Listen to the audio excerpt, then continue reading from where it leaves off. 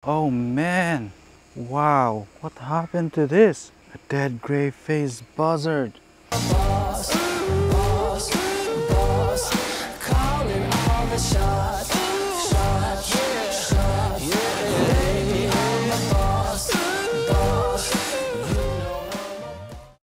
Good morning. So today I will speak in Tagalog. Nahihirapan ako mag-English. So, yeah, hindi magandang panahon ngayon. Makulim. Actually, yeah.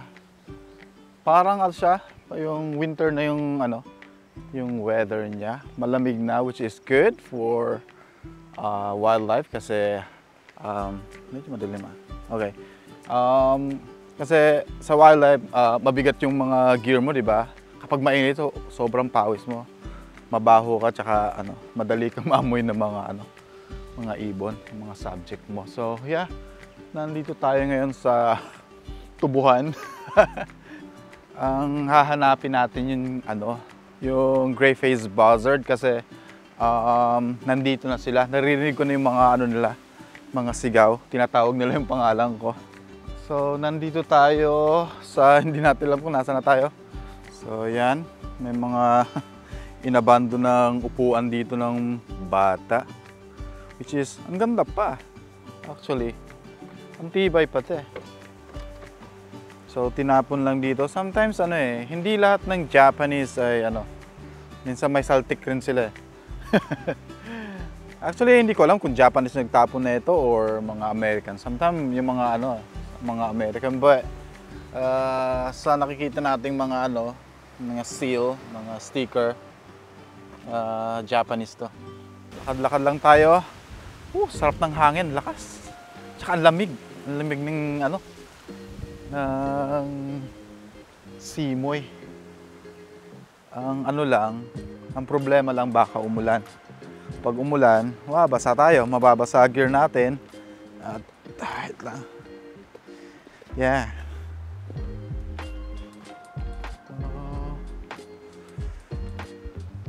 Wow, look at that. Beautiful. Lamig. Lamig. Lamig na. Kailangan ko yata ng jacket na. Sarap sa akong palipad ng drone, kaya lang nga mahangin. Nakakatakot. Although, yung drone ko, kaya naman tong hangin na to. But, yeah, risky. Woo! Yeah.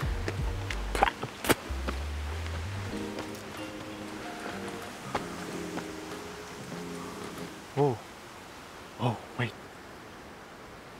May osprey na. May osprey, nakita ko.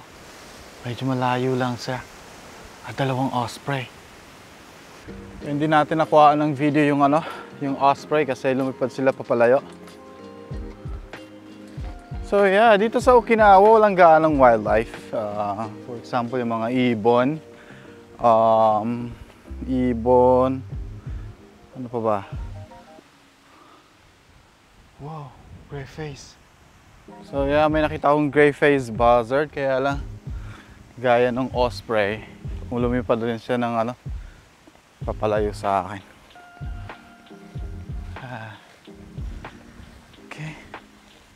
Okay, pabalik na tayo sa car. Siguro ang gagawin natin,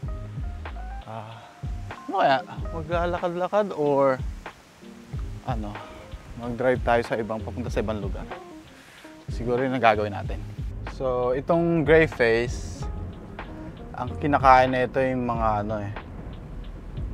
mga insekto like tipaklong. Yun, yung mga paborito niyang kainin. So, gaya ng sabi ko, dito sa Okinawa lang gaanong kapag wildlife photographer ka, walang gaanong subject dito. Kaya medyo may kahirapang humanap.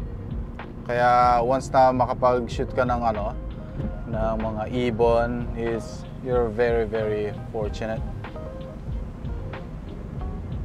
Punta muna tayo dito sa dam. Sabado nga pala, sarado yung dam. So dati, hindi nila sinasara to kahit weekend. Ngayon sinasara nila, which is not really good for me at least. May narinig akong buzzard. Natin dito kung mayroong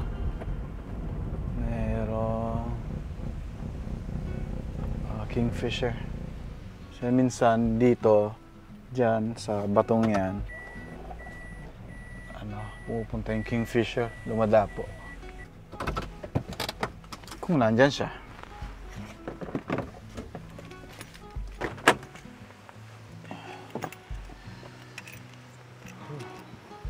Wak, meron na nakitang wak.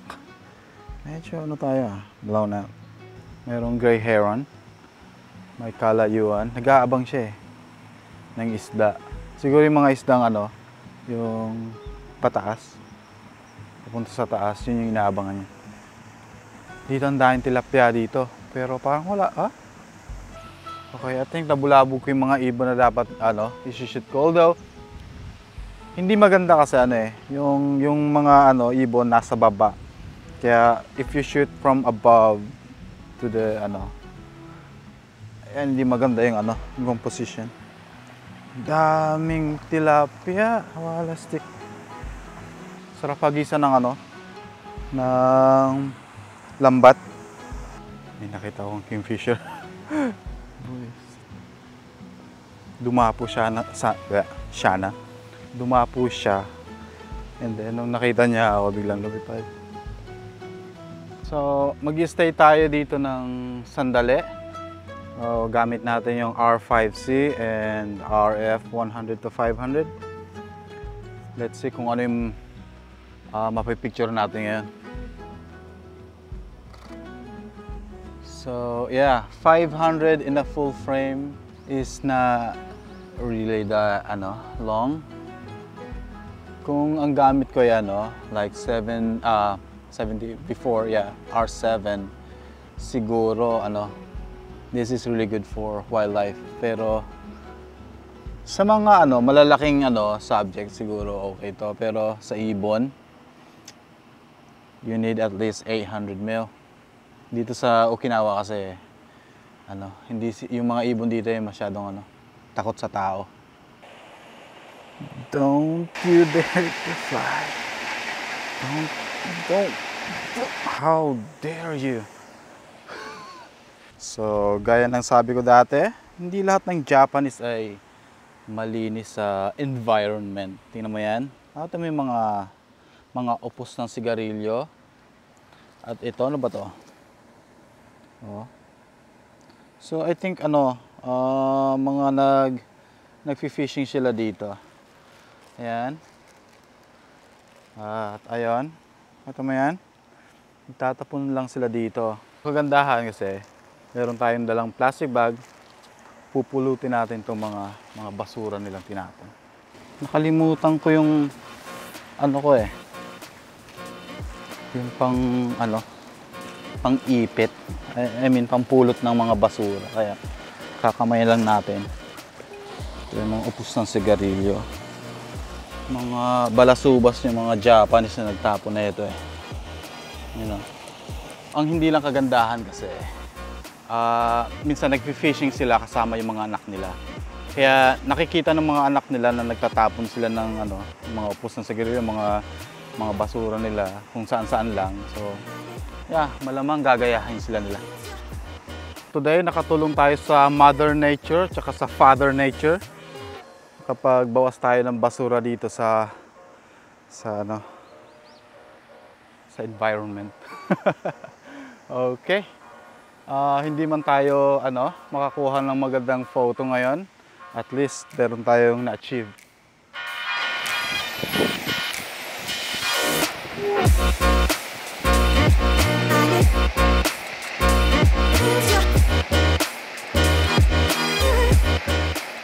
Meron na tayong subject na makukuhaan na maganda kanina.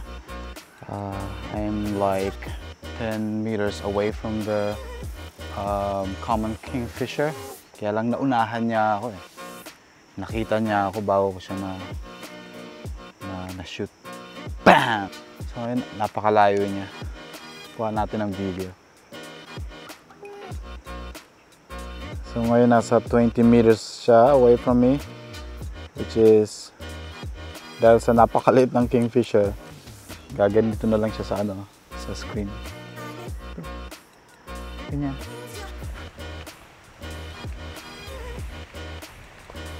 So medyo nakalapit tayo ng konti dito sa kingfisher. Siguro at least we are like 7 or 8 meters away from it. Uy, nag-dive. Plastic. So, ang hirap talagang kuhaan ng picture nito. Kasi pag pag magda-dive siya, tapos siyang ganun, di ba? Bigla lang siyang yung lilipad pataas tapos magda-dive ng ganun. Kaya kung nakatutok ka sa kanya, mawawala na agad siya sa frame mo. And then after niyang mag-dive, lilipad na siya sa ibang lugar. Doon sa ibang lugar na siya dadapo.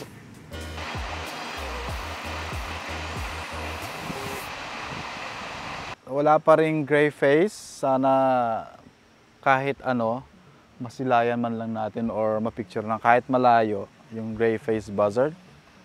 Okay, yun. Yun yung hinihintay nung yung kasi, yung tawag dito, gray. Yun, yung gray heron kasi inaabangan niya yung isda na mag-migrate. I mean, tumalon papunta sa kanya. Tapos yun, sasaluhin niya yun para kainin. Kanina tumalon kaya akala ko makukuha niya, kaya lang na-miss niya yung opportunity to eat breakfast. Kaya ngayon di pa siya kumakain ng breakfast. Loser! So the patience of this bird is so amazing. So itong gray heron, it's a common bird here in Okinawa. Ang tagal ko siyang minamasdan. Kaya paalis na nga sana ako, kaya lang tinitingnan ko kung paano siya mag-hunt ng pagkain. Kasi ang kinakain na ito isda. So mahigit na, I think isang oras siguro siyang naghihintay. Para siyang tripod na steady talaga siya, hindi siya gumagalaw. So after that long period of time na paghihintay niya, nakakuha siya ng isda. So, it's about timing talaga eh. Pag mahaba yung pasensya mo, especially sa wildlife, you will get your reward. Kagaya ko, tinan mo, hinihintay niya yung isda na na lumipat ng lugar para makuha niya. Ako naman, hinihintay ko siya na makuha niya yung isda. So, paano natin ito may apply sa buhay natin? So, yeah. For example, sa trabaho, naghihintay ka ng promotion, hindi agad-agad yan dumarating. So, kailangan mo maghintay. May tamang oras. Sa lahat ng bagay, may tamang oras. So, be patient. And, wait. I am disturbed with this. Wait lang Okay, we're back. Nasaan na ba tayo? Yeah. Sa lahat ng bagay, may tamang oras. So, kapag hindi pa para sa'yo, hindi pa talaga para sa'yo. So, kailangan mo maghintay. Minsan, yung gusto natin, hindi natin siya nakukuha. Kasi hindi para sa atin. So, may mga bagay na para talaga sa atin. Kagaya na ito. Naghihintay ako ng gray-faced buzzard.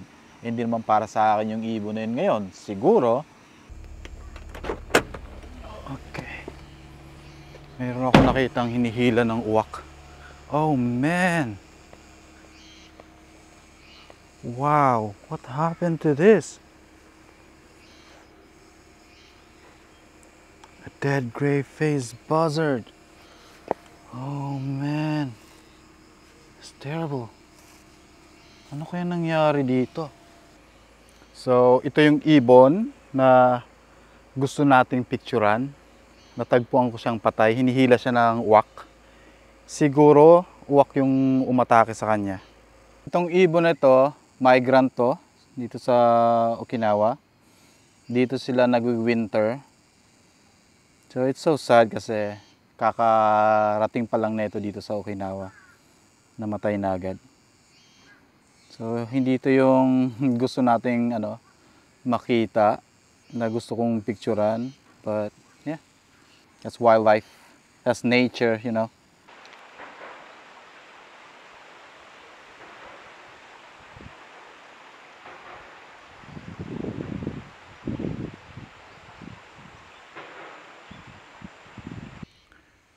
So, paano yan guys? Medyo harsh na yung araw. Hanggang dito ng ating adventure. Thank you for watching guys. This is Pinoy Photographer JB. And I'll see you soon.